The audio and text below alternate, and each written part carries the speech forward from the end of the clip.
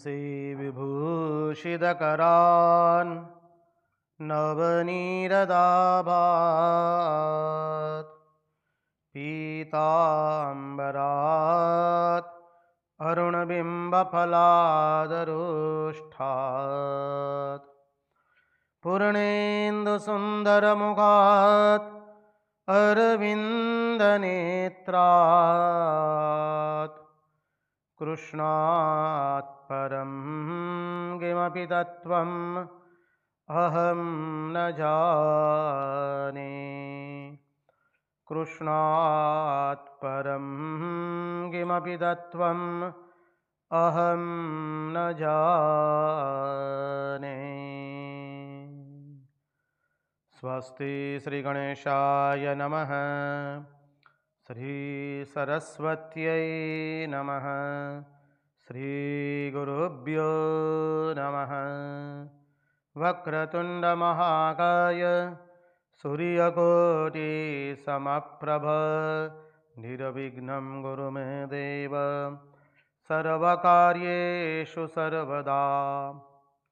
नारायणं नमस्कृत्य नरं चैव नरोत्तमं देवीं सरस्वतीं व्यास ततो जयमुदीरयेत्। नमस्ते शारदे देवी सरस्वती मतिप्रदे वसत्वं मम जिह्वाग्रे सर्वविद्याप्रदा भव। गुरुर्ब्रह्मा गुरुर्विष्णु गुरुर्देवो महेश्वरः गुरुर्साक्षात् परब्रह्म तस्मै श्रीगुरवे नमः। सच्चिदानन्दरूपाय विश्वोत्पत्त्यादिहेतवे तापत्रयविनाशाय श्रीकृष्णाय वयं नुमः। ॐ नमः परमहंसास्वादित चरणकमलचिन्मकरन्दाय भक्तजनमानसनिवासाय श्रीरामचन्द्राय विश्वसर्गविसर्गादि नवलक्षणलक्षितं श्रीकृष्णाख्यं परं धाम जगद्धाम नमामदद। ॐ स्थापकाय च धर्मस्य सर्वधर्मस्वरूपिणे अवतारवरिष्ठाय रामकृष्णाय ते नमः। मुखं करोति वाचालं पङ्गुं लङ्घयते गिरिं यत्कृपात्वमहं वन्दे परमानन्दमाधवं। कृष्णकनैयालाल की जय, भक्तवत्सल भगवान की जय, वृंदावन बिहारी लाल की जय, भगवान श्री राम कृष्ण देव की जय, भागवत भगवान की जय, भागवत भक्त भगवान की जय। ओम नमो भगवते वासुदेवाय। नारायण नारायण नारायण नारायण। सर्वप्रथम हम पूज्यपाद स्वामी आदि भवानंद जी महाराज जी के चरणों में सश्रद्धेय प्रणाम निवेदित करते हैं। तत्पश्चात रामकृष्ण आश्रम राजकोट के अध्यक्ष पूज्यपाद स्वामी निखिलेश्वरानंद जी महाराज जी के चरणों में सश्रद्धेय प्रणाम निवेदित करते हैं। उपस्थित पूज्यपाद प्रभु शिवानंद जी महाराज एवं पूज्यपाद शंकरेशानंद जी महाराज सह अन्यान्य सभी सन्यासी महात्माओं एवं विरक्तों के चरणों में सश्रद्धेय प्रणाम निवेदित करते हैं। और जो कोई भी सदृश्य श्राव्य माध्यम से श्रीमद् भागवत का रसामृत का पान कर रहा है, उन सब के हृदय में निवासित उस अनंत अखंड अविनाशी परब्रह्म परमात्मा को मुहुर मुहुर वंदन करके आइए हम भागवत रसामृत के रस सागर में अवगाहन करें।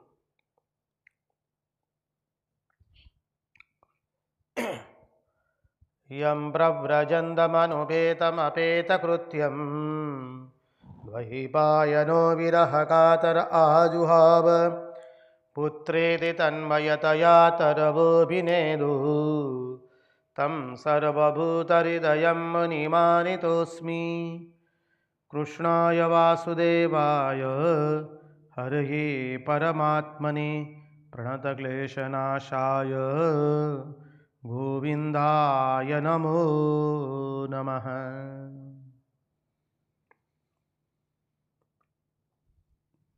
नारायण नारायण नारायण नारायण।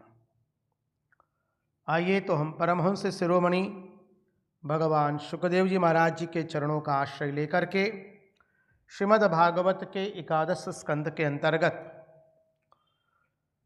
हमें अब उस तत्व का दर्शन करना है जहाँ पर हमें स्वयं एवं अन्य के अंदर में भगवान की पूजा हम कैसे कर सके। भगवान का ध्यान कैसे करना आकाश में भगवान की पूजा कैसा करना, वो तो कल हमने देखा। आज उस विषय में हम प्रवेश करेंगे जहां हम स्वयं में और अन्यान्य में सर्व में भगवान की पूजा कैसे कर पाएंगे। तो कल जो बिंदु हमने अपूर्ण रखा था, द्रव्यस्तोय पुरस्कृतैहि, बोले जब कभी कोई पवित्र नदी में जाते, गंगा जी, यमुना जी, नर्मदा जी, गोदावरी, कावेरी, तो हमें क्या करना है। बोले दूध का अभिषेक करो, गंगा जल से ही गंगा की पूजा की जाती है।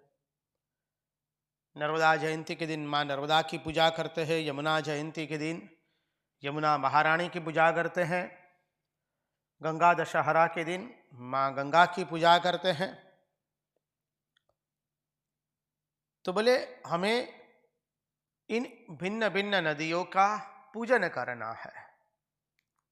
फिर कहते स्थंडिले मंत्र हृदय ही, पृथ्वी में पृथ्वी की वेदी बनाओ।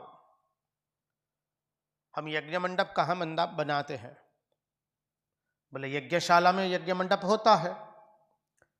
तो बस यज्ञ के लिए जो वेदी की आवश्यकता होती है, वेदी का निर्माण करें, हम सुंदर सी वेदी बनाई। तो बोले पृथ्वी में पृथ्वी की वेदी बनाई। वेदी बनती है किसकी, बोले ईंट, गोबर इत्यादि से हम वेदी बनाते हैं। बस उसमें कुंड बनाओ और फिर लकड़ी इकट्ठा करो, समिधा इकट्ठा करो और उसमें द्रुत एवं साकल्य डाल करके स्वाहा स्वाहा करते यज्ञ के रूप में आहुति दो। फिर कहते भोगैरात्मान आत्मनि। अब आया कि स्वयं में भगवान की पूजा कैसे करें। तो बोले अपने को सताना नहीं, स्वयं को कष्ट नहीं देना, अन्यथा कष्ट नहीं देना। गीता में भी भगवान कहते हैं ना, कर्षयंत शरीरस्थम भूत ग्राम चेतसः माम चैवांत शारीरस्थम तान विद्यान सुरनिश्चयान। बोले अपने को ज्यादा कष्ट मत दो। सबके शरीर में भगवान बैठा हुआ है, सबके शरीर में मैं बैठा हुआ है, तो हमारे भीतर भी तो मैं बैठा हुआ है, हमारे भीतर भी तो वही ईश्वर बैठे हुए हैं। तो मनुष्य जब स्वयं को सताने लगता है तो शरीर में बैठे हुए भगवान ही तो दुख पाते हैं ना, और कौन दुख पाएगा। हम स्वयं को जब सताने लगते हैं, स्वयं को अन्यथा हम भूखे मारते हैं। उदाहरण से समझाते हैं, बटलोई के अंदर में आपने गर्म पानी रखा है, बटलोई के नीचे आग रखी है। बटलोई यानी पात्र जिसमें हम जल गर्म करते हैं। तो बटलोई को आंच लगेगी तो उसमें रखा हुआ पानी भी गर्म होगा कि नहीं, बोले हाँ अवश्य गर्म होगा। और उसमें रखे हुए चावल जो है वो भी पक जाएंगे, बोले हाँ। इसलिए कहा परमात्मा तो हमारे अपने हृदय में है। तो शरीर को कष्ट देंगे, अपने को बहुत दुख देने से वह परमात्मा ही तो अत्यंत दुखी होता है।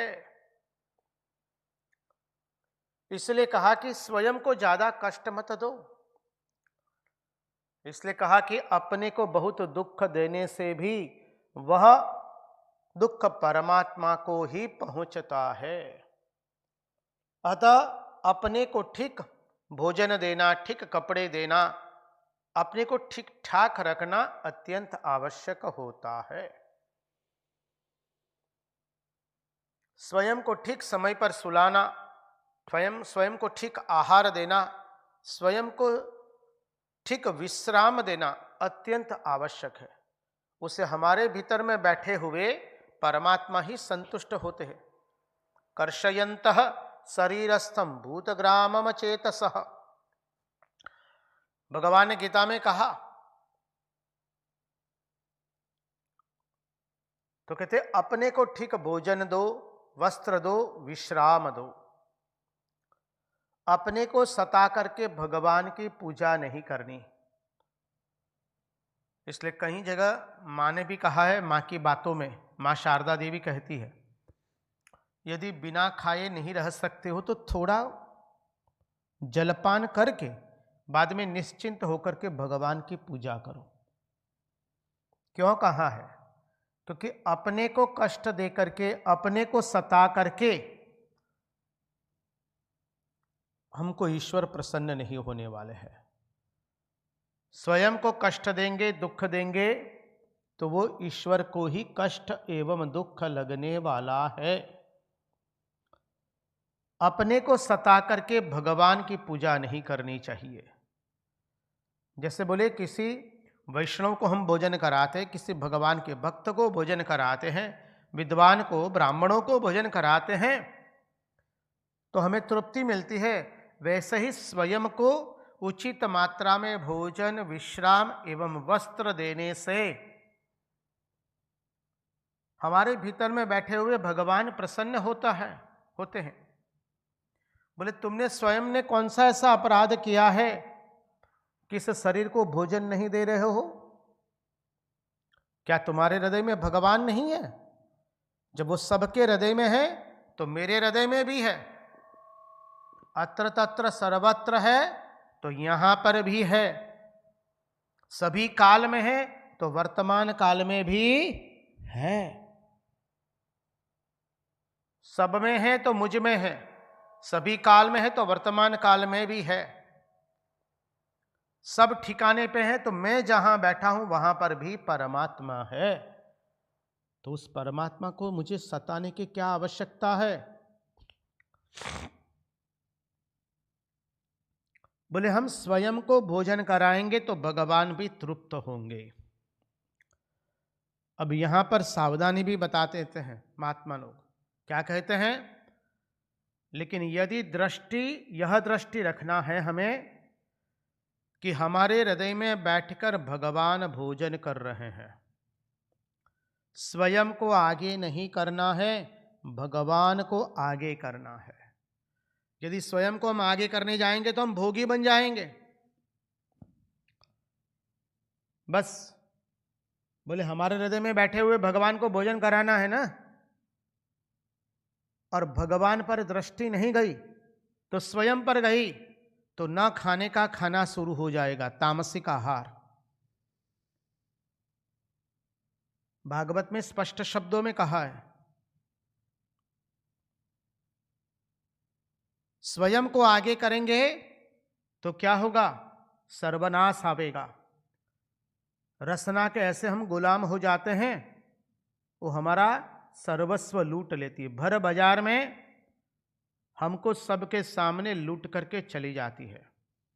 इसलिए महात्माओं ने कहा ना, इंद्रियां यदि वश में नहीं है तो ये इंद्रियां कैसी है? बोले चोर की माफिक चोरी करने नहीं आती है, और डकैत की तरह आती है, सबके सामने लूट करके चली जाती है। इसलिए कहा कि अपने को संतृप्त करना है, लेकिन याद रखो दृष्टि हमारे हृदय में बैठे हुए भगवान की पर हो। हमारे हृदय में बैठे हुए भगवान भोजन कर रहे, उस वहां पर दृष्टि होनी चाहिए। स्वयं को आगे नहीं करना है हमें, हम भोजन कर रहे हैं जी ना। ब्रह्मार्पणम ब्रह्म हवि ब्रह्माग्नौ ब्रह्मणाहुतम ब्रह्मैव तेन गंतव्यम ब्रह्म कर्म समाधिना। अहम वैश्वानरो भूत्वा प्राणिनां देहमाश्रितः प्राणापान समायुक्त पचाम्यन्नम चतुर्विधम। श्री रामकृष्ण देव ने अपने जीवन से बताया है। एक भक्त महिला श्री रामकृष्ण देव के लिए भोजन लेकर आई है। श्री रामकृष्ण देव तो पीढ़े पर थाली रख करके भोजन कर रहे थे। अब वो भक्त महिला देख रही है श्री रामकृष्ण देव के भीतर में से एक कुंडलिनी शक्ति जागृत हुई और सब भोजन कर रही है। श्री रामकृष्ण देव ने भक्त महिला को पूछा, क्या मैं भोजन कर रहा हूं? महिला गदगद होकर के भक्त महिला कहती, ना प्रभु, वह अनंत शक्ति भोजन कर रही है, मानी समग्र विश्व भोजन कर रहा है। ये बहुत गहन दृष्टि है श्री रामकृष्ण देव की इस अनुभूति को। रामकृष्ण लीला प्रसंग में पूज्यपाद शारदानंद जी महाराज ने इस घटना का वर्णन किया है। श्री रामकृष्ण देव की दृष्टि कहाँ है? उनकी दृष्टि यह है कि हमारे हृदय में बैठकर के भगवान भोजन कर रहे हैं, वो भोजन नहीं कर रहे हैं। उनके भीतर में बैठी हुई एक अचिंत्य शक्ति भोजन कर रही है और भक्त ने वो दर्शन किया। इसलिए कहा कि भोजन करना है तो स्वयं को आगे करके भोजन करना नहीं है, भगवान को आगे करके करना है, नहीं तो हम भोगी हो जाएंगे। भगवान के भोगों के नाम पर अनेक व्यंजन खाते रहेंगे। एकदम पूड़ी बनाओ, हलवा बनाओ, भिन्न प्रकार के व्यंजन बनाओ, भगवान के भोग के नाम पर हम भोगी बन जाएंगे। इसलिए कहा कि सावधान रहो। भोग ऐसा है, कहां से पीछे से दरवाजे से घुस जाता है, हमें ज्ञात होता नहीं है। आगे कहते, क्षेत्रज्ञं सर्वभूतेषु समत्वेन यजेतमाम। बोले तो स्वयं में पूजन किया, अब सर्व में भगवान का पूजन कैसे करें? बोले क्षेत्रज्ञ के रूप में परमात्मा सब में बैठा हुआ है। इदम तो शरीरम कौन्तेय क्षेत्रमित्यभिधीयते। हजारों शरीर रूप घट में जो ज्ञान का जल भरा है, कृपा करके इसे ध्यान से श्रवण करने का प्रयास करें हम सब लोग। हजारों शरीर रूपी घट में जो ज्ञान का जल भरा है, उसमें एक ही परमात्मा प्रतिबिंबित हो रहा है। हजारों शरीर रूपी घट में जो ज्ञान का जल भरा हुआ है, उसमें एक ही परमात्मा प्रतिबिंब हो रहे हैं। जैसे एक ही सूर्य अनेक घटों के अंदर में भरे हुए जल के कारण अनेक घटों में प्रतिबिंबित हो रहा है, ठीक उसी तरह से हजारों शरीर रूप घटों में जो ज्ञान का जल भरा है, उसमें एक ही परमात्मा प्रतिबिंबित हो रहा है।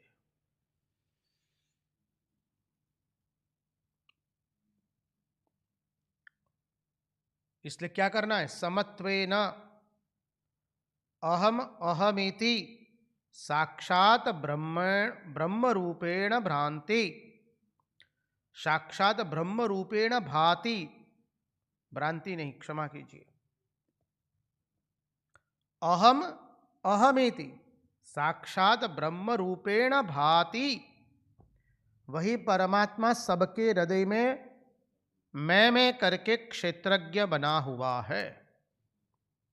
यत पिंडे तत ब्रह्मांडे, यत ब्रह्मांडे तत पिंडे। वही तत्व पुनः पुनः आवेगा जी। हर देश में तू, हर वेश में तू, तेरे नाम अनेक बस तू एक ही है।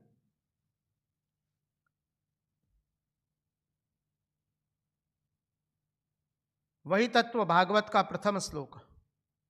जन्माद्यस्य यतोन्वयादितरतश्चार्थेष्वभिज्ञस्वराट् तेने ब्रह्म हृदय आदि कवये मुह्यन्ति यत्सूरयः तेजो वारी मृदाम यथा विनिमयो यत्र त्रिसर्गो मृषा धामना स्वेन सदा निरस्तकुहकं सत्यम परम धीमहि। वही तत्व पुनः पुनः आवेगा। तो कहते समत्वेन, सब में वही परमात्मा खेल रहा है, अतः सबके हृदय में समता करके उसी परमात्मा को देखना। कल हमने देखा था श्री रामकृष्ण देव अपने भक्त से बातचीत कर रहे हैं। वो भक्त वाराणसी से हाल ही में लौटे हैं। श्री रामकृष्ण देव कह रहे वहाँ पर क्यों कोई महात्मा का दर्शन हुआ, और उन महात्मा से जो दर्शन हुए थे उसके बारे में वो बातचीत करते हैं, और उसके उत्तर में श्री रामकृष्ण देव कहते हैं जो कल घटना देखी थी। श्री रामकृष्ण देव बताते हैं एक महात्मा का तो हृदय अत्यंत कोमल होता है, रास्ते से जा रहे थे, भिक्षा मांगने के लिए जा रहे थे, और देख रहे हैं कि कोई जमींदार किसी व्यक्ति को बहुत पीट रहा है। महात्मा बीच में पड़े, दया आई, जमींदार ने अपना गुस्सा महात्मा पर निकाल दिया, महात्मा को पीटा, महात्मा बेहोश हो गए। किसी ने देखा कि महात्मा बेहोश हुए हैं, मठ में जाकर के, आश्रम में जाकर के समाचार दिए। बस सब साधु लोग आए, ले गए उनको, और धीरे धीरे दूध पिला रहे। दूध पिलाए तो थोड़ा चेतन आया, तो लोगों ने कहा कि भाई देखो स्मृति बनी हुई कि नहीं, देखो। तो उनको पूछा गया कि महाराज आपको जो दूध पिला रहे वो कौन है? तो महात्मा ने क्या कहा, जिसने मारा था वही अभी दूध पिला रहा है। अतः सबके हृदय में समता करके उसी परमात्मा को देखना, सबके प्रति समता का भाव रखना, यह भी भगवान की आराधना है। प्रेमार्पण समदर्शन जग जन दुख जाय। धिष्ण्येष्वेष्वित मद्रूपम शंख चक्र गदम्बुजैः। धिष्ण्येष्वेष्वति मद्रूपम शंख चक्र गदाम्बुजैः युक्तम चतुर्भुजम शांतम ध्यायेन्नर्चेत समाहितः। कहते हैं सर्वावधिष्ठान में भगवान को किस रूप में देखना? सर्वावधिष्ठान, सबके अधिष्ठान में भगवान को किस रूप में देखना?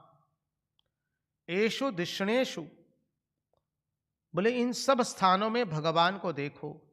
स्वयं में देखो, समत्व बुद्धि से देखो, वायु में देखो, आकाश में देखो, जल में देखो। आकाश, वायु, अग्नि, जल, धरती हो गया, अभी अभी देखा हमने, स्थंडिले मंत्र हृदय ही, सब जगह पंच महाभूत में हो गए, स्वयं में हो गया, जगत में भगवान का दर्शन कर लिया। अर्थात क्या हुआ? अत्र तत्र सर्वत्र हम भगवान का दर्शन कर रहे हैं। इसलिए आगे के तत्वार्थ में कहते हैं, बोले भगवान के कौन से रूप को देखने का कहा है? बोले शंख चक्र गदाम्बुजैहि। एषु धिष्णेषु, इन सब स्थानों में भगवान के रूप को देखने का। एषु धिष्णेषु मद्रूपम शंख चक्र गदाम्बुजैहि युक्तम चतुर्भुजम शांतम ध्यायेन अर्चित समाहितः।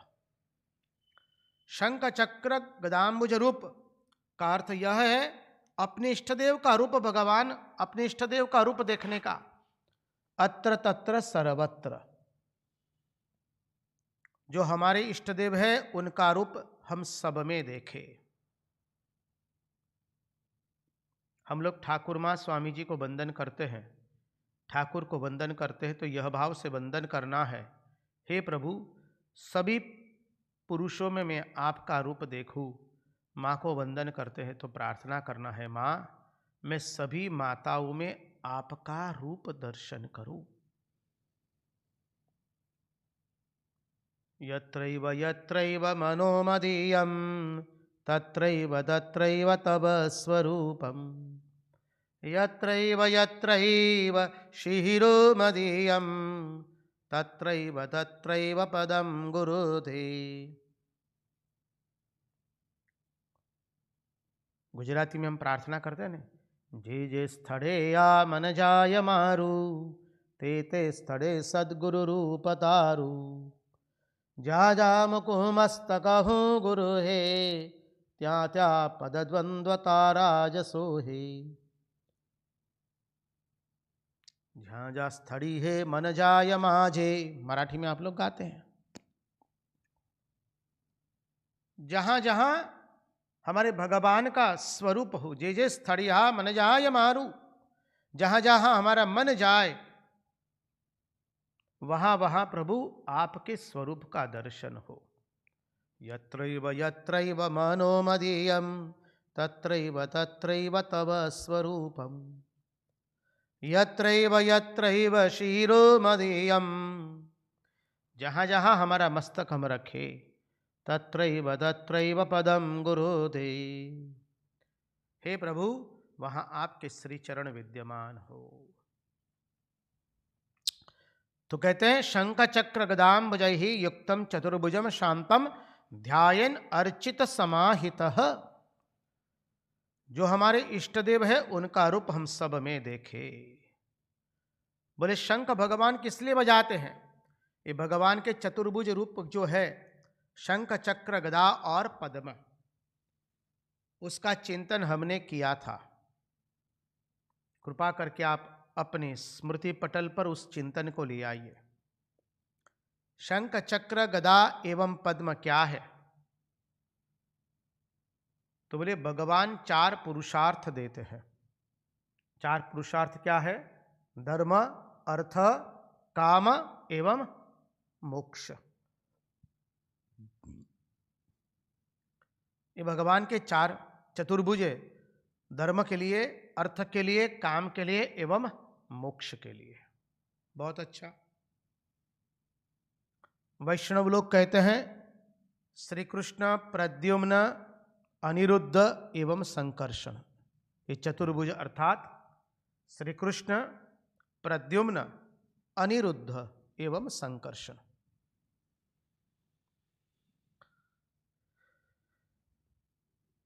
बोले वेद कहता है मन बुद्धि चित्त अहंकार, चतुर्भुज हो गए। और अद्वैत वेदांत कहता है विराट, हिरण्यगर्भ, ईश्वर एवं तुरीय। ये चतुर्भुज हो गए। वेद की दृष्टि से, द्वैतवाद की दृष्टि से, अद्वैत वेदांत की दृष्टि से, सब दृष्टि से हमने देखा भगवान के चार स्वरूप। पुनः एक बार पुनरावृत्ति कर ले। धर्म, अर्थ, काम, मोक्ष, मन बुद्धि चित्त अहंकार, श्री कृष्ण प्रद्युम्न अनिरुद्ध एवं संकर्षण, और फिर है विराट, हिरण्यगर्भ, ईश्वर एवं तुरीय। ये भगवान के चतुर्भुज हो गए। इस चतुर्भुज के बारे में अब एक थोड़ा उसका चिंतन कर ले। अच्छा, भगवान शंख क्यों बजाते हैं? शंख क्यों रखते हैं? भगवान पद्म क्यों रखते हैं? भगवान चक्र क्यों रखते हैं? बोले भगवान गदा क्यों रखते हैं? बोले भगवान जब देखते हैं कि उनके भक्त पर कोई दूर से विपत्ति आ रही है तो भगवान तुरंत सुदर्शन चक्र चला देते हैं उस विपत्ति को काटने के लिए। और भगवान जब देख रहे हैं दूर दूर से आई हुई विपत्ति को, विपत्ति दूर है, तो उसको काटने के लिए भगवान सुदर्शन चक्र का प्रयोग करते हैं। और यदि विपत्ति नजदीक है भक्त के, तो प्रभु उसको काटने के लिए अपनी गदा का प्रयोग करते हैं। और जब बोले भगवान ने देखा अब भक्त की जीत हो गई है, अब मन की जीत नहीं होगी, क्योंकि असुर तो भीतर में बैठे हैं। भक्त की जीत हो गई, अब मन की जीत होने वाली नहीं है। इस शब्दों पर विशेष करके ध्यान दिया जाए। बोले अब मन की जीत होने वाली नहीं है, अर्थात असुर कहां बैठे हैं? हमारे मन में क्या क्या है? काम, क्रोध, लोभ, मोह, मद एवं मात्सर्य। तो भगवान देखते हैं कि सुदर्शन चक्र से भगवान ने असुरों का वध किया, गदा से भगवान ने असुरों का वध किया। अब भगवान कहते हैं अब हमारे भक्त की जीत हो गई, अब मन की जीत होने वाली नहीं है। तो भगवान ने क्या किया अंत में? बोले बस पांचजन्य शंख बजा दिया, बस भगवान खुश हो गए, अब हमारे भक्त की जय होने वाली है। और जहां भक्त की जय हो गई तो क्या हुआ? बस बोले कमल क्यों रखते हैं? इसीलिए रखते हैं कि कोई भक्त आवे और कहे कि भगवान हमको प्रेम चाहिए, तो तुरंत भगवान वो कमल अर्पण कर देते हैं उसको उस वक्त देने के लिए। जहां भक्त की जीत हो गई तो भगवान ने शंख बजा दिया, और जहां शंख बजाया क्या हुआ? भगवान ने वहीं पर भक्ति प्रदान कर दी। कैसी भक्ति? अहेतु की भक्ति। वह भक्ति जो भक्ति श्री राम कृष्ण देव ने मां के चरणों में प्रार्थना करके मांगी। मान लो तुम्हारा ज्ञान एवं अज्ञान मुझे शुद्ध भक्ति दो, मान लो तुम्हारा पवित्र और अपवित्र मुझे शुद्ध भक्ति दो, मान लो तुम्हारा ये सूचि और असुचि मुझे शुद्ध भक्ति दो, मान लो तुम्हारा यह सुख और दुख मुझे शुद्ध भक्ति दो।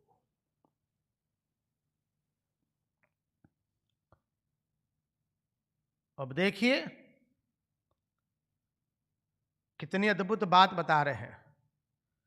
बोले पहले से ही इसलिए भगवान अपने पास कमल हाथ में रखते हैं कि कहाँ भक्त की इच्छा हुई, प्रभु मुझे भक्ति दो, प्रेम दो, तुरंत भगवान उस कमल को दे देते हैं, भक्ति को दे देते हैं।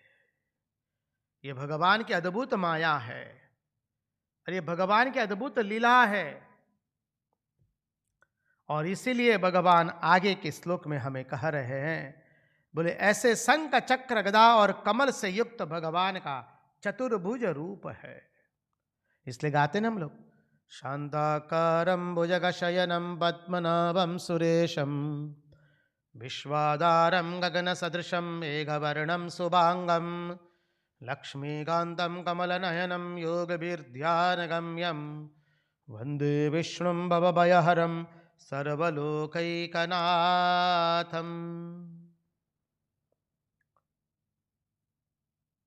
यदि ठीक सर से कहे तो शांताकारम जो है वो तो मंदाक्रांता छंद में लिखा गया है। मंदाक्रांता छंद की विशेषता क्या है?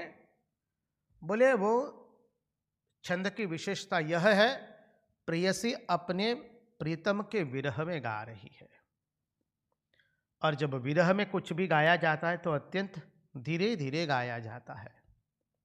शांताकारं भुजगशयनं पद्मनाभं सुरेशं विश्वाधारं गगन सदृशं मेघवर्णं शुभांगं, उस तरह से नहीं गाया जाता है। यहाँ कहीं विरह नहीं है। बोले आप तो अभी स्तोत्र पाठ कर रहे हैं जी, नारायण नारायण स्तोत्र पाठ नहीं करना है, मंदाक्रांता छंद से गाना है। तो कैसे गाए? शांताकारं भुजगशयनं पद्मनाभं सुरेशं विश्वाधारं गगनसदृशं मेघवर्णं शुभांगम्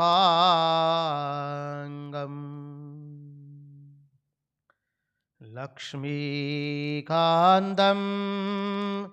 कमलनयनं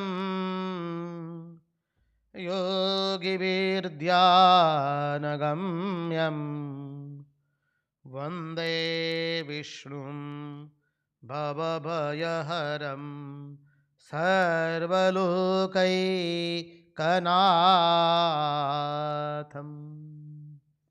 ये हो गया मंदाक्रांता छंद से गाया हुआ शांताकारम। बोले भगवान के चतुर्भुज है। देखिए, याद कीजिए उस प्रसंग को जब भगवान और रुक्मणी जी के बीच में भगवान माता रुक्मणी की मस्करी करते हैं, मजाक के रूप में उनको वाचिक विरह दिया, तो क्या हुआ? माता रुक्मणी गिर गई है पलंग पर से, खाट पर से माता रुक्मणी नीचे गिर गए हैं। भगवान ने क्या किया? तुरंत उनको चतुर्भुज से उठा लिया है, चारों हाथ से। अरे भगवान की भुजा भी भक्त के लिए है।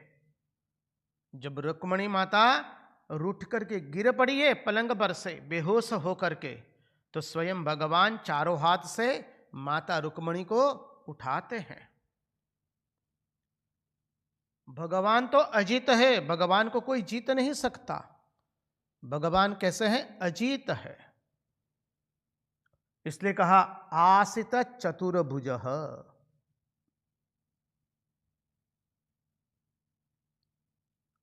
अतः धर्म, अर्थ, काम और मोक्ष चारों पुरुषार्थों को देने के लिए भगवान ने ये चतुर्भुज रूप धारण किया है।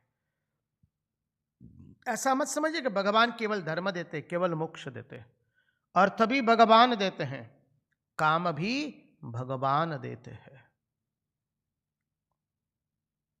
तो कहते भगवान धर्म, अर्थ, काम और मोक्ष ये चारों पुरुषार्थों को देने के लिए ये भगवान का जो चतुर्भुज रूप है उसकी सब जगह पूजा करनी चाहिए, और पूजा में चित्त को एकाग्र करना चाहिए। याद रहे, पूजा अत्यंत आवश्यक है। हम लोग जो घर में नित्य पूजा करते हैं, जब नित्य पूजा होगी तभी हम ठीक से ध्यान कर पाएंगे। हमने 2 दिन पहले ही देखा था, सामान्य संसारी का भाव तुरंत बनता नहीं है। भाव बनाने के लिए क्या करना पड़ता है? बोले कुछ हाथ में लेकर के अर्पण करना पड़ता है। जब भगवान को हाथ में लेकर के पुष्प अर्पण करेंगे तभी तो भाव बनेगा ना। जब कुछ कोई ठोस चीज हम हाथ में लेकर के भगवान को अर्पण करेंगे तभी हमको लगेगा कि हाँ हमने कुछ अर्पण किया, तभी हमारा भाव बनेगा। तो बोले भगवान के लिए माला बनाएंगे, भगवान को पुष्प अर्पण करेंगे, भगवान को भोजन अर्पण करेंगे, भगवान की पूजा करेंगे, तभी हम ध्यान में ठीक से भगवान की पूजा कर पाएंगे। इसलिए कहा अतः धर्म, अर्थ, काम एवं मोक्ष चारों पुरुषार्थ को सिद्ध करने के लिए भगवान ने अपना चतुर्भुज रूप धारण किया है। बोले उसकी पूजा करनी चाहिए। आगे के श्लोक में भगवान कहते हैं अभी, इष्टापूर्ते न मामेवं यो यजेत समाहितः लभते मयि सदभक्तिं मत्स्मृति ही साधु सेवया। समाहितः अर्थात अपने मन को भगवान में दफना दो, समाधि दो, दे दो। अपने मन को भगवान में दफना दो, समाहित दे दो, समाधि दे दो। निरोधान समाहित मन। आरती के अंदर में हम लोग गाते हैं प्रतिदिन, भगवान श्री रामकृष्ण देव की जो आरती है उसमें हम गाते हैं निरोधन समाहित मन। निरखी तव कृपाय, शब्द पर ध्यान दिया जाए। समाहित मानी क्या है? अपने मन को भगवान में दफना देना, समाधि दे देना। बस जैसे माटी से मुर्दे को ढक दिया गया, मृत्तिका से, मिट्टी से मुर्दे को ढक दिया गया, बस ठीक वैसे ही ईश्वर से अपने मन को ढक दो। आचार्य समझ आते हैं, महात्मा लोग समझ आते हैं कि ठीक उसे वैसे ही ईश्वर से अपने मन को बोले ढक दो। इसी का नाम है समाहित होना। निरोधन समाहित मन। पहले निरोध करो, जब निरोध करेंगे तभी समाहित कर पाएंगे। ऐसा नहीं है निरोध किए बिना हम समाहित करने जाएंगे तो हो जाएगा, कतई होगा नहीं। इसलिए स्वामी विवेकानंद ने आरात्रिकम में पहले शब्द प्रयोग किया निरोधन। निरोधन समाहित मन, मन का पहले निरोध करो। हम मन का निरोध करेंगे नहीं तो वह मन समाहित कैसे बनेगा? उस मन को हम कैसे भगवान में दफना पाएंगे, समाधि दे पाएंगे? बोले असंभव है। इस मन को यदि भगवान में लगाना है तो पहले उसका बोले निरोध करो, सभी जगह से उसको मोड़ लो। कछुआ जैसे अपने अंगों को एक बार समेट लेता है, बाद में उसको काटे हम तो भी कभी बाहर निकालता नहीं है, वैसे ही साधक अपनी इंद्रियों का निरोध कर ले, बाद में कैसे भी विषम परिस्थिति आ जाए वो कभी इंद्रियों को बाहर की ओर करता नहीं है। परांचिखानि व्यतृणत् स्वयंभू तस्मात् परां पश्यति नान्तरात्मन् कश्चिद्धीरः प्रत्यगात्मानम् ऐक्षत आवृत्तचक्षुः अमृतत्वमिच्छन्। जो कहा, भगवान ने हमारी इंद्रियां ऐसी बनाई हैं कि वो सब समय बाहर की ओर ही देखती है, सब समय केवल वो बाहर का ही सब कुछ देख रही है, भीतर का कुछ देखने का प्रयास करती नहीं है।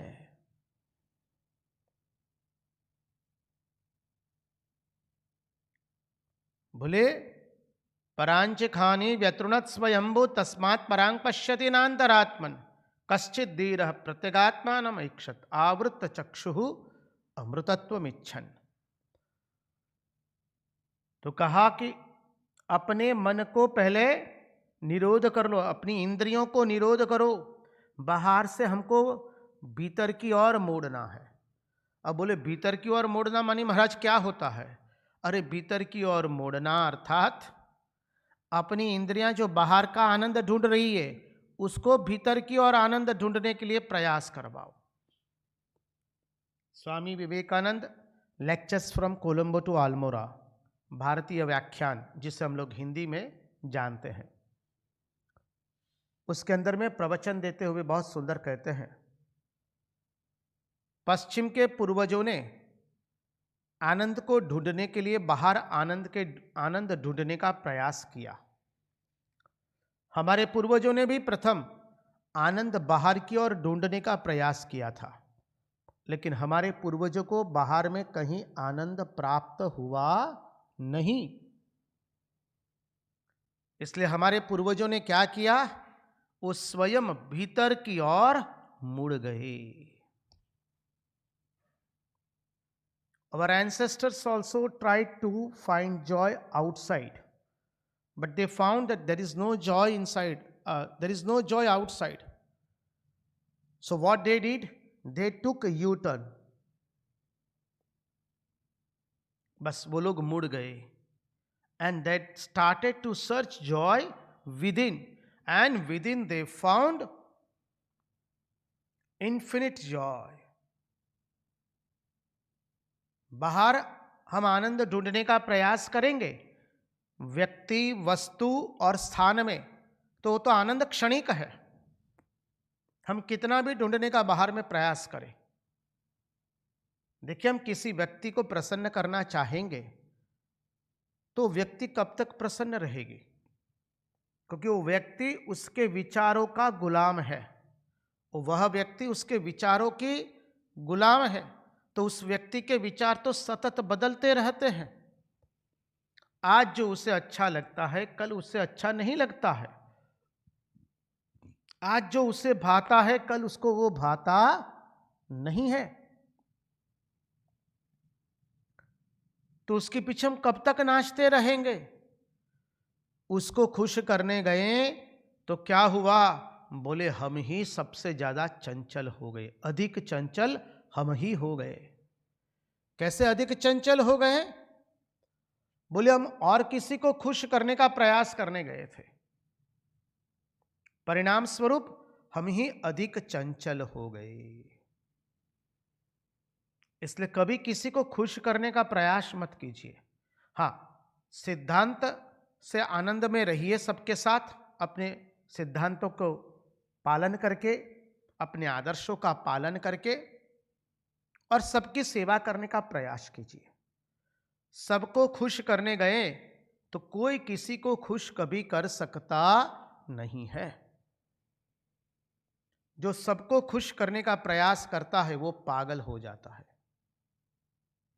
You can not make happy everybody, it is impossible, वो अशक्य है। तो कहते हैं हमारी इंद्रियां भगवान ने बाहर की ओर बनाई है। इंद्रियां सब समय बाहर का ही आनंद ग्रहण करने के लिए तत्पर रहती है। उस इंद्रियों का पहले हमें निरोध करना है, अर्थात उसको विड्रॉ करना पड़ेगा, उसका निरोध करना पड़ेगा। और उसको कहां लगाना पड़ेगा? भीतर में भगवान जहां सहस्रदल कमल पर विराजित है वहां लगाना पड़ेगा। इसलिए कहते हैं नेत्र से देखे तो केवल भगवान का स्वरूप देखे। बावरी अखियां जल जाए जो सांवरो छोड़ निहारे गोरो। गोपियां कहती है हमारी ये अखियां जल जाए यदि हमने सांवरे को छोड़ करके, अर्थात श्री कृष्ण को छोड़ करके अन्य किसी को देखा तो। बोले हमारे कर्ण जल जाए यदि हमने कृष्ण कथा छोड़कर अन्य कोई कथा का श्रवण किया तो। हमारे मुंह जल जाए यदि हमने श्री कृष्ण का लीलागान को छोड़कर और किसी का गान किया तो। हमारी नासिका जल जाए यदि हमने श्री कृष्ण गंध के सिवा और किसी की गंध ली तो। हमारी जिह्वा जल जाए यदि हमने भगवान के अधरामृत के सिवा और किसी का पान किया तो। ये हस्त हमारे बेहोश हो जाए यदि भगवान के सेवा के अतिरिक्त और किसी की सेवा की तो। हमारे पांव स्तंभित हो जाए यदि वो भगवान की पूजा के लिए या भगवान के तीर्थ में जाने के लिए न उपयोग में आए तो। हम प्रत्येक इंद्रिय से हम केवल भगवान का ही स्मरण करेंगे, क्योंकि प्रत्येक इंद्रिय का निरोध करके हमने भगवान की ओर मोड़ दिया है। निरोधन समाहित मन, स्वामी विवेकानंद लिखते हैं आरती में। समाहित, समाहित क्या?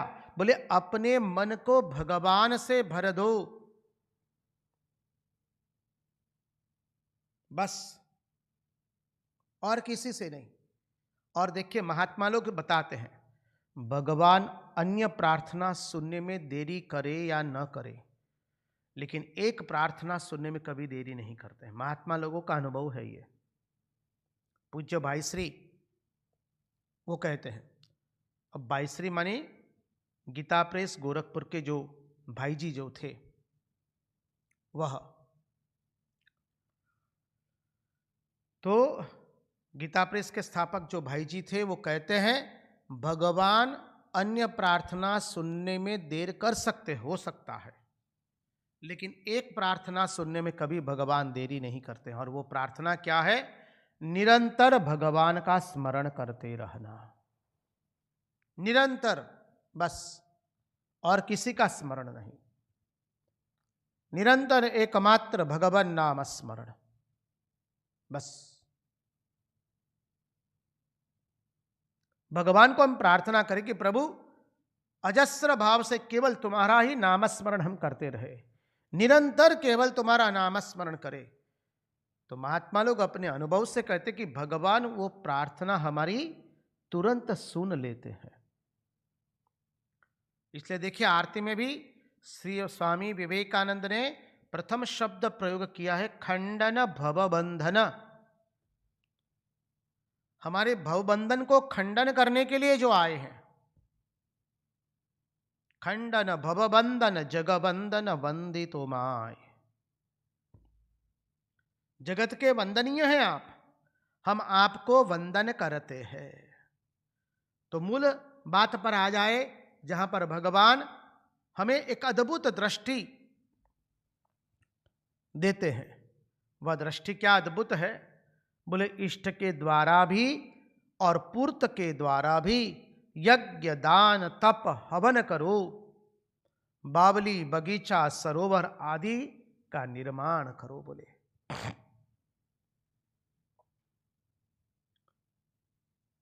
बनाओ, भगवान के लिए बनाना है। उद्यान बनाएंगे तो भगवान के लिए, सरोवर बनाएंगे तो भगवान के लिए, कुआं खुदवाएंगे तो भगवान के लिए।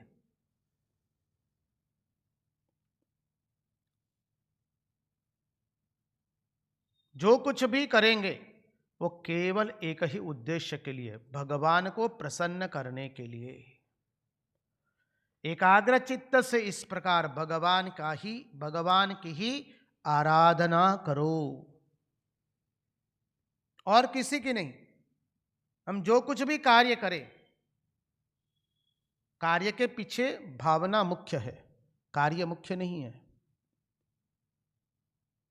Work is not important, behind the work what is our attitude, that is most important.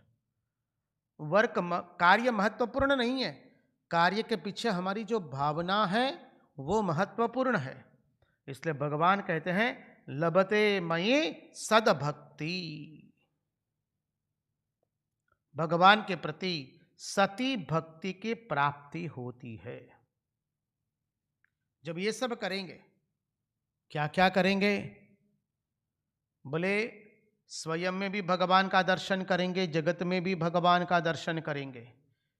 आकाश वायु अग्नि जल एवं पृथ्वी सभी पंच महाभूतों में भगवान का ही रूप दर्शन करके उनकी पूजा करेंगे। हमारे मन को समाहित करेंगे, मन का निरोध करके उसको समाहित करेंगे। तब क्या होगा? बोले तब सती भक्ति की प्राप्ति होगी। बहुत सुंदर शब्द प्रयोग किया है। सती भक्ति क्या होती है? बोले सती भक्ति मानी अव्यभिचारिणी भक्ति। अव्यभिचारिणी भक्ति क्या है? बोले जिसके शरण में है उसी को ही प्रेम कर रहे हैं, जिसको प्रेम करते हैं उसी को ही शरण में हम गए हैं। कुछ दिन पूर्व हमने चिंतन किया था यही अव्यभिचारिणी भक्ति का। संसार के मनुष्य प्रेम करते हैं अपने संबंधियों से, प्रियजनों से, आत्मीय जनों से, स्वजनों से, संतानों से, भार्या से, पति से, और शरण में जाते हैं अन्य की। भगवान की शरण में जाकर कहते हैं प्रभु हमारे इन बच्चों के लिए, हमारी भार्या के लिए, हमारे पतिदेव के लिए, हमारे संबंधी स्वजन, प्रियजन, बंधु बांधव जन इत्यादि के लिए प्रभु आप इतना कर दीजिए।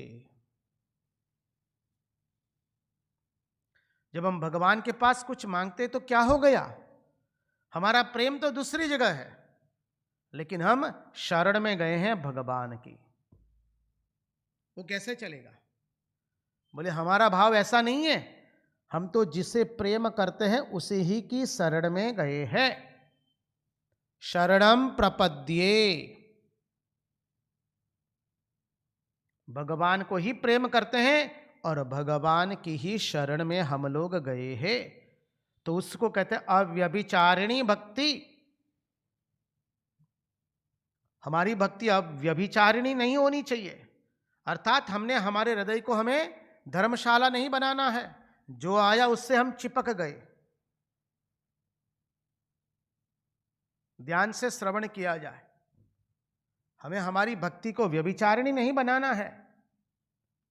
आज इससे जुड़े, कल उससे जुड़े, परसों किसी और से जुड़ गए हम, और सबसे जुड़ते ही गए तो क्या दुर्दशा हुई अंत में? बोले हमारा मन ही रहा नहीं, वो तो व्यभिचारिणी नार की तरह हो गया।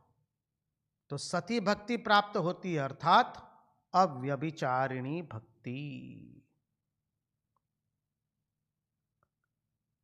बोले हमारे हृदय में जो भक्ति होती है वह कभी अपनी ओर होती है और कभी दूसरे की ओर होती है।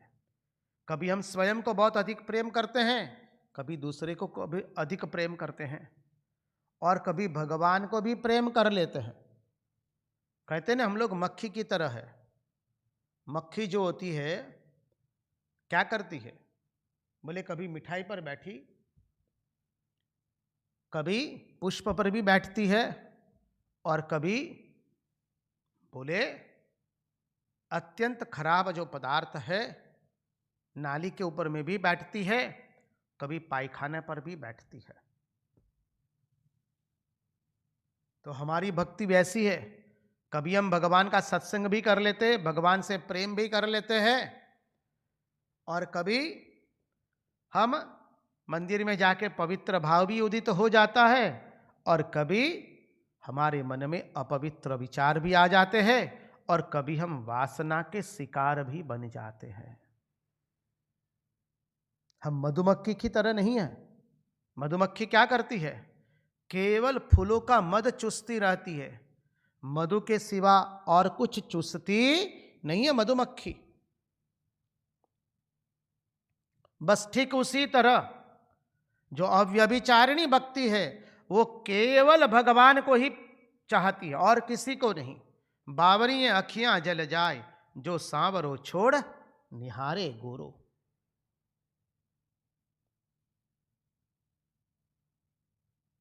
प्रभु आपके अतिरिक्त हम और किसी को चाहते नहीं है। जहां राम तहां नहीं काम, जहां काम तहां नहीं राम। इसे कहते अव्यभिचारिणी भक्ति। अब इसी अव्यभिचारिणी भक्ति के अंतर्गत और भी बिंदु आते हैं, उसका श्रवण हम एक भजन के श्रवण के पश्चात करेंगे। महाराज जी से नम्र निवेदन रहेगा, एक सुंदर भजन की प्रस्तुति करें। जपीले बहुत सुंदर भजन है रंगदूत महाराज का। जपीले हरिनु नाम रसाड़, स्मरिले सुंदर रूप विशाड़, जेथी नडे न आकलिकाड़। नाम की महिमा इस भजन में वर्णित है।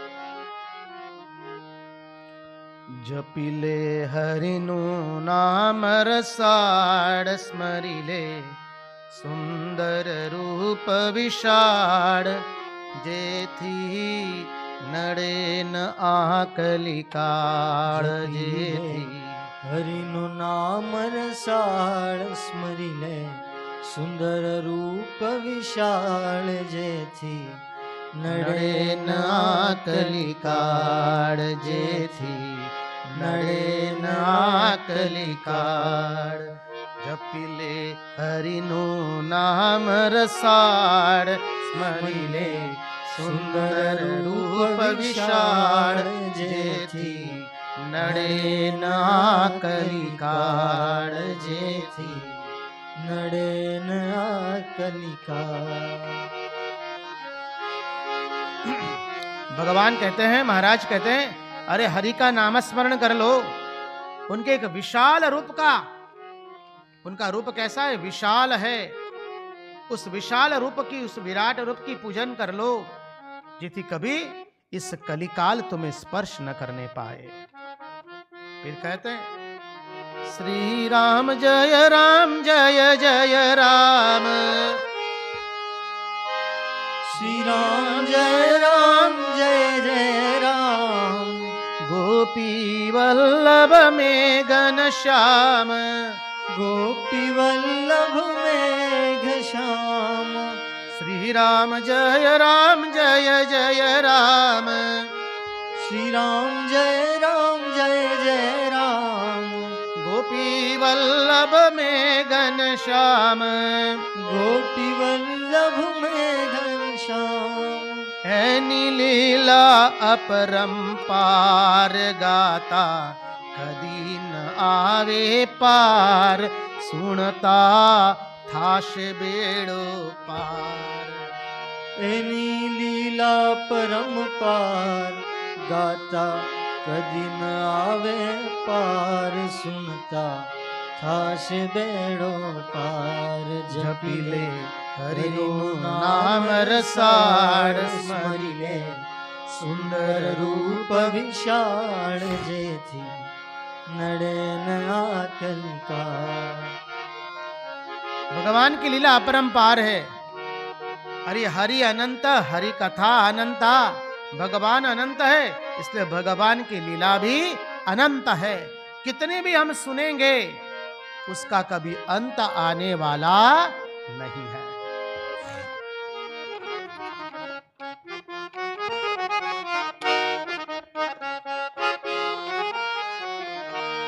एक धनुधारी कहवायो, बीजो मुरलीधर मन भायो।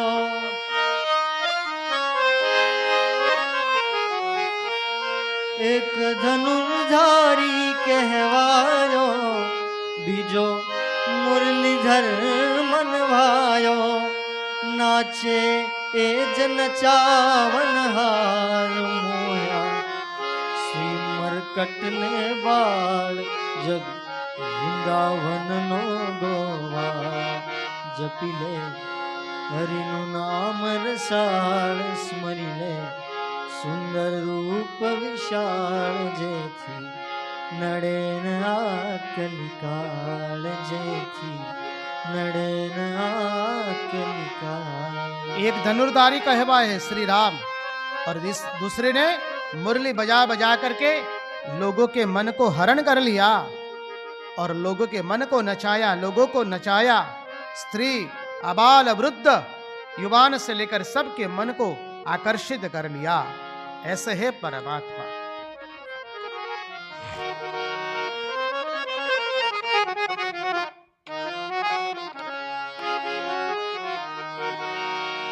एक रावण ने सहारो, बीजे कंस अघासुर मारो।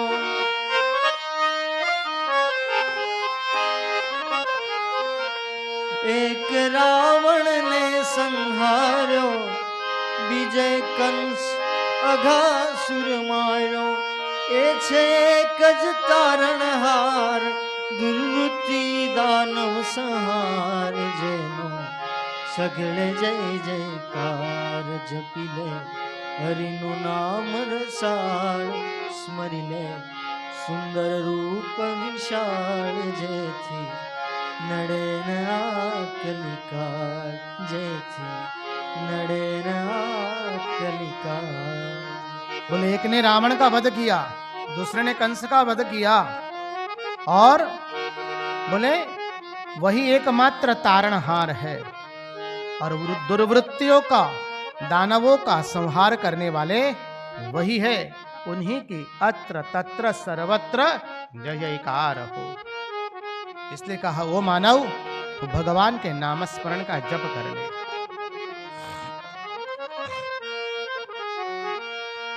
एक बोर जीठा खाधा, बीजाए माखण मही पीधा।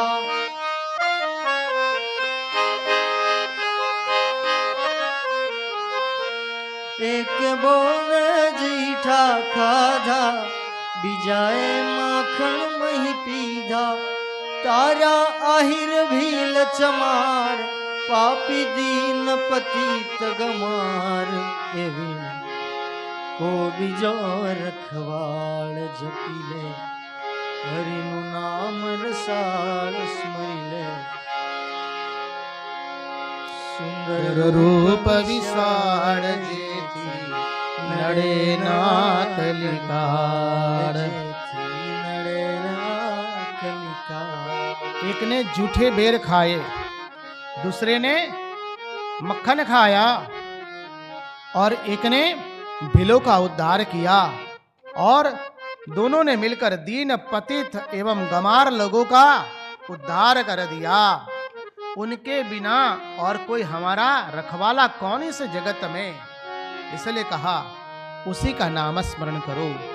जपिले हरिनो नाम रसाड़ स्मरी ले सुंदर रूप विशाल जेथी नड़े ना कलिकाळ।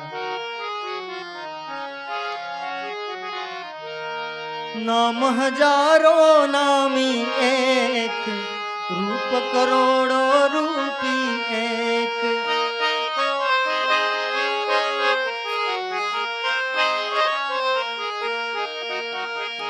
नाम हजारों नामी एक रूप करोड़ों रूपी एक। सगळे ज रंग निहाळ सगळे ज रंग निहाळ सगळे ज रंग निहाळ। बीजो झगड़ो व्यर्थ असार अंधाने रविनो शो ख्याल। हरिनु नाम रसाळ स्मरी ले सुंदर रूप विशाल जेथी नड़े ना कलिकाळ। बोले हजारों नाम के पीछे वही एक नाम है। अनेक अनेक सहस्र सहस्र अर्थात करोड़ों रूपों के पीछे वही एक है। अनेक नामों के पीछे अनंत नामों के पीछे वही एक अनामी है। अनेक रूपों के पीछे वही अरूपी है। और क्या है? बोले अत्र तत्र सर्वत्र वही है, उसके अतिरिक्त और कोई नहीं है। सगड़े एह ज रंग निहार, अत्र तत्र सर्वत्र उसी को देखना है। बीजो झगड़ो व्यर्थ रसार, बाकी सब झगड़े जितने हैं वो व्यर्थ है। बीजो झगड़ो व्यर्थ असार, असार है। झगड़ा काहे को कर रहे हो? हमारे राम बड़े, कृष्ण बड़े, शिव बड़े, माँ भवानी बड़ी, शक्ति बड़ी, हमारा पंथ बड़ा या आपका पंथ बड़ा?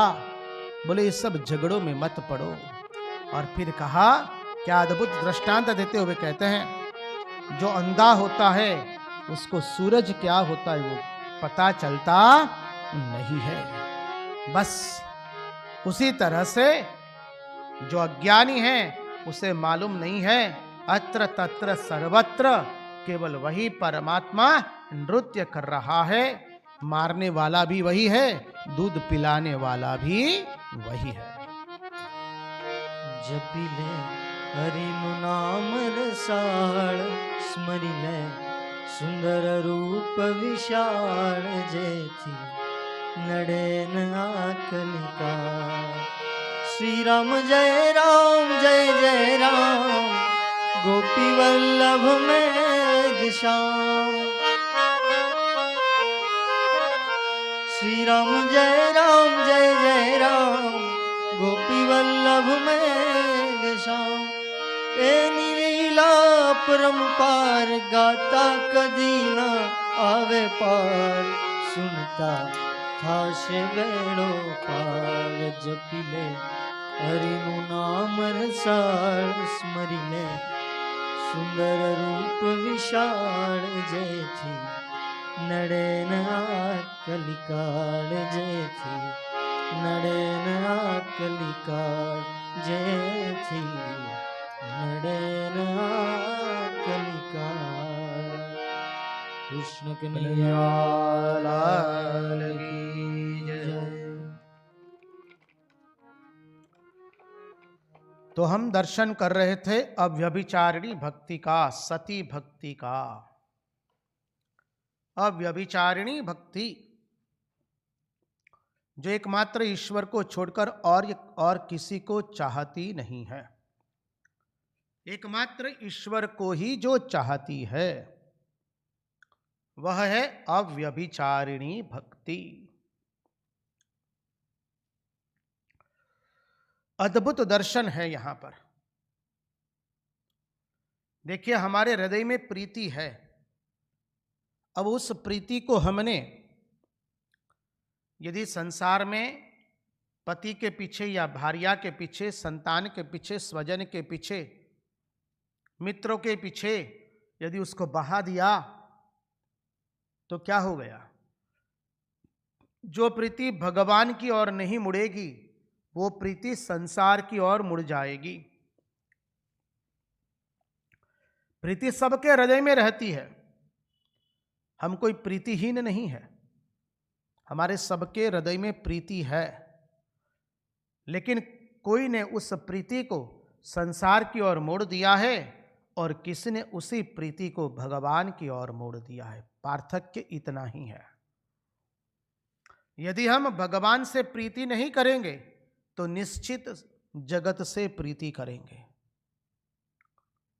जो भगवान की भक्ति नहीं करेगा वो जगत की भक्ति करेगा, करेगा और करेगा। तो बोले यही हो गई व्यभिचारिणी भक्ति। यदि हमने हमारी भावनाओं को भगवान की ओर मोड़ दिया बस, तो वो अव्यभिचारिणी भक्ति है। और हमने हमारी भावनाओं को जगत की ओर मोड़ दिया तो व्यभिचारिणी भक्ति हो गई। तो बोले ईश्वर से भक्ति जोड़ो, ईश्वर से प्रेम करो, सदभक्ति हो, मानी सती भक्ति हो। सती स्त्री अपने पति को छोड़कर और किसी को चाहती नहीं है। वैसे ही हमें एकमात्र भगवान को चाहना है, भगवान को छोड़कर और किसी को नहीं चाहना है।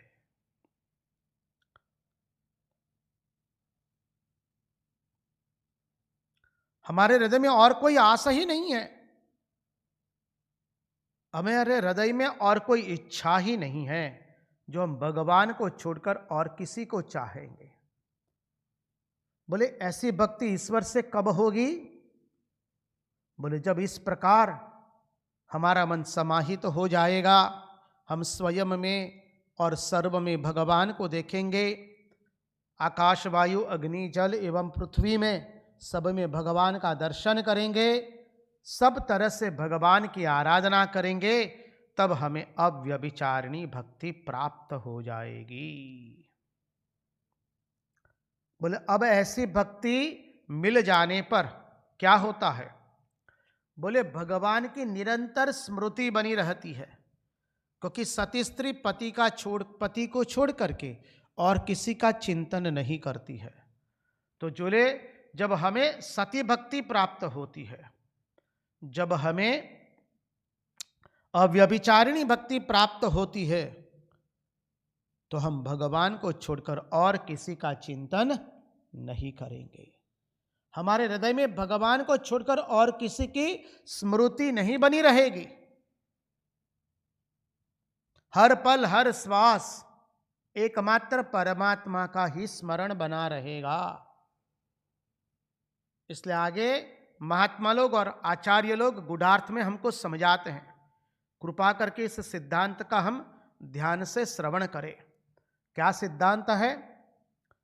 बोले सेवा करना दूसरी बात है और निरंतर भगवान का स्मरण रखना, निरंतर भगवान की स्मृति बनी रहे, यह दूसरी बात है।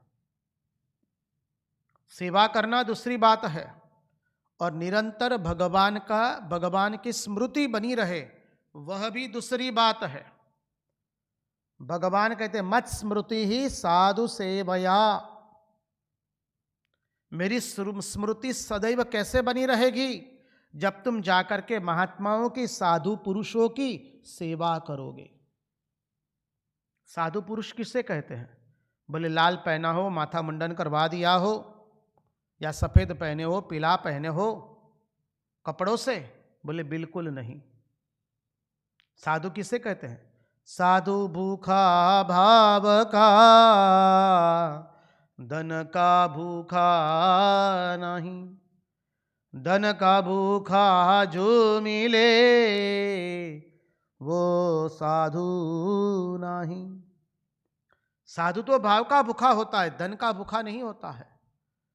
जो धन का भूखा होता है वो साधु नहीं है। साधु किसे कहते हैं? स्वामी तुरानंद जी महाराज श्री रामकृष्ण देव के अंतरंग सन्यासी शिष्य अपने पत्रावली में लिखते हैं, जिनकी उपस्थिति में ही हमको भगवान नाम स्मरण करने की इच्छा हो जाए, जिनकी उपस्थिति मात्र से हमारे हृदय में पवित्रता का भाव संचार हो, जिनकी उपस्थिति मात्र से हम भगवान नाम स्मरण करें, वह क्या है? बोले उसको साधु जानना। मत स्मृति ही साधु सेवया। बोले ऐसे स्मृति तो साधुओं की सेवा से ही प्राप्त होती है, जो निरंतर स्मृति बनी रहेगी।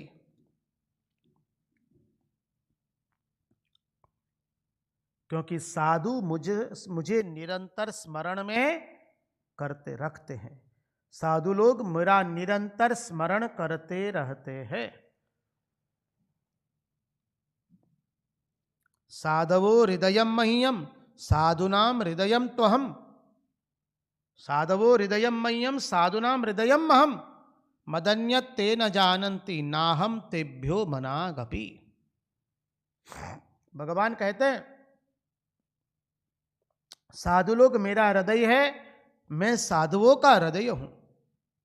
साधु लोग मुझसे अतिरिक्त और किसी को जानते नहीं हैं। साधवो हृदयम मह्यम साधुनाम हृदयम त्वहम। मदन्यत ते न जानन्ति नाहम तेभ्यो मनागपि। साधु लोग मेरा निरंतर स्मरण करते रहते हैं, इसलिए उसका संग करोगे तो उसका साधन, उसका धर्म तुम्हारे अंदर आवेगा। पुनः इस बात का ध्यान से श्रवण किया जाए। जब हम साधु महात्माओं की सेवा करते हैं तो उनका धर्म और उनका साधन हमारे भीतर में प्रविष्ट होता है। क्योंकि साधु लोग निरंतर भगवान की स्मृति बना के रखते हैं, निरंतर भगवान से युक्त रहते हैं, निरंतर भगवान का स्मरण करते रहते हैं। श्वासे श्वासे दत्त नाम स्मरात्मन। प्रति श्वास वो भगवान नाम स्मरण करते रहते हैं।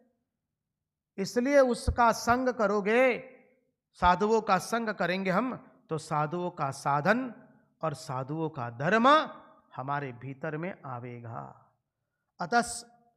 अतः स्मृति की प्राप्ति तो सत्संग से होती है।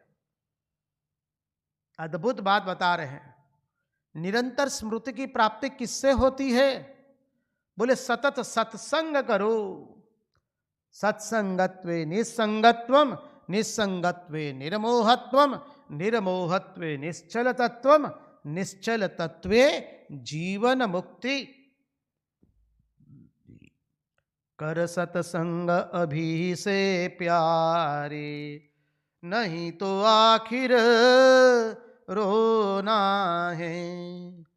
अंत काल को कामन आवत, वृथा जगरिज वाना है। बोले अभी से सत्संग करो, कर सत्संग अभी से प्यारे, नहीं तो आखिर रोना है। नहीं तो अंत में रोना पड़ेगा। अंत काल को कामन आवत, अंत में कोई काम में नहीं आवेगा। सभी लोग जला करके शांति से चले जाएंगे, भोजन करके सो जाएंगे। वृथा जगरिज वाना है। अब जगत को काहे को खुश करने को दौड़ रहे हो? करना है तो सत्संग करो। तो निरंतर स्मृति किससे बनी रहेगी? सत्संग से। किसका सत्संग करना है? महात्माओं के पास जाकर के, जो निरंतर भगवान का स्मरण करते रहते हैं, जो निरंतर भगवान में मग्न है, उन लोगों का सत्संग करने से, उनकी सेवा करने से, उनका धर्म और उनका जो भाव है वो हमारे भीतर में प्रविष्ट होता है। उनका साधन और उनका धर्म हमारे भीतर में प्रविष्ट होता है। स्मृति, स्मृति माने ज्ञान, अर्थात तत्व ज्ञान। कब मिलेगा भगवत विषय ज्ञान? कब मिलेगा? इस प्रकार सद्भक्ति की प्राप्ति होगी तब सत्संग मिलेगा। बोले ऐसा सत्संग कब मिलेगा हमको? अरे 220, 21, 22 दिनों से तो कर ही रहे हम लोग। ये सत्संग क्या हमारे बल पर हो रहा है या आपके बल पर या अन्य किसी के बल पर? एकमात्र भगवान का अनुग्रह है हम पर। ये भागवत भगवान की कृपा है। भगवान श्री राम कृष्ण देव, मां शारदा, स्वामी विवेकानंद, नंद नंदन, यशोदानंदन, परम कृपालु परमात्मा का अनुग्रह है, जो आज 222 दिन से हम निरंतर भगवत भगवान का श्रवण कर रहे हैं। हम सब तो श्रवण करता है, हम सब लोग श्रोता है, वक्ता तो केवल हमारे भगवान शुकदेव जी महाराज है। हम सब लोग श्रवण कर रहे हैं। बोले सत्संग कब प्राप्त होगा? इस सद्भक्ति की प्राप्ति कब होगी? बोले जब सत्संग मिलेगा। चिंता मत की, जब सत्संग मिला, अब श्रवण तो कर रहे हैं हम लोग, अभी बोले मनन करो, निधिध्यासन करो। धुंधुकारी ने भी कथा सुनी थी बांस में आकर के, भागवत के महात्म्य में आता है, हमने देखा था। पद्म पुराणांतर्गत पद्म पुराण भागवत की महिमा बताते हुए कहता है, गोकर्ण का भाई धुंधुकारी प्रेत बना था, उसकी मुक्ति के लिए गोकर्ण ने भागवत कथा का आयोजन किया। सब गांव वालों को बुलाया है, सब लोग का भागवत कथा सुन रहे हैं। और 7वें दिन धुंधुकारी बांस में से बाहर निकला। नारायण के पार्षद उसे लेने आए हैं। उसका वेश भी सुंदर, पीले रंग के वस्त्र पहने हैं, सुंदर नीलश्याम उसका वर्ण हो चुका है। और अपने भाई गोकर्ण को कहता है, भैया तुम्हारी वजह से आज मेरी मुक्ति हो गई, मैं वैकुंठ जा रहा हूं। और विष्णुदूत आए विमान लेकर के। धुंधुकारी की मुक्ति हुई तो गोकर्ण ने विष्णुदूतों से कहा, अच्छा नारायण आप बताओ तो आपके वहां भी पैरवी चलती है क्या? बोले हमारे वहां किसकी पैरवी चलेगी? बोले कथा तो सबने सुनी है, धुंधुकारी ने अकेले ने नहीं सुनी है, पूरे गांव वालों ने सुनी है। तो गांव वालों को लेने के लिए पुष्पक विमान क्यों नहीं आया? उनको क्यों वैकुंठ नहीं ले जा रहे हो? केवल धुंधुकारी को क्यों वैकुंठ ले जा रहे हो? बोले केवल धुंधुकारी ने ही सुनने की तरह से सुना है, बाकी सब लोग तो शारीरिक रूप से उपस्थित थे, मानसिक रूप से अनुपस्थित थे। Physically present and mentally absent. सुना, सुन करके निकाल दिया, उसका श्रवण नहीं किया ठीक से, मनन भी नहीं किया, निधिध्यासन नहीं किया। कथा में केवल शारीरिक रूप से हमें बैठना नहीं है, कथा भी हमारे हृदय में बैठनी चाहिए। हम जो सुन रहे हैं उसका श्रवण करें, मनन करें, निधिध्यासन करें, उसका चिंतन सतत करते रहे। उसको कहते कथा सुनना। नहीं तो लोग कहते नहीं इतनी कथाएं सुनी महाराज, इतने सत्संग किए, हमारे जीवन में बदलाव क्यों नहीं आ रहा है? क्योंकि जिस तरह से सुनना चाहिए उस तरह से हमने सुना नहीं है।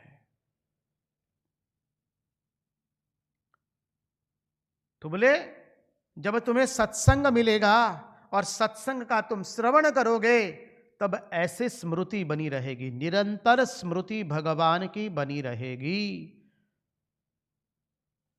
तब तुम्हें शुद्ध अधिकार प्राप्त हो जाएगा, मानी परमात्मा का तत्व ज्ञान प्राप्त हो जाएगा। और आगे के श्लोक अभी ये प्राय अंतिम 2 श्लोक है, 48वां और 39वां श्लोक। 48वां एवं 49वां अद्भुत श्लोक है, उसमें सत्संग की महिमा बताई गई है और बहुत सुंदर तत्वार्थ है। प्रायेण भक्ति योगेन सत्संगेन विनोद्धव नोपायो विद्यते संग्रयंग्र प्रायणम ही सतामहम। प्रायेण भक्ति योगेन सत्संगेन विनोद्भव नोपायो विद्यते संग्रयंग्र प्रायणम ही सतामहम।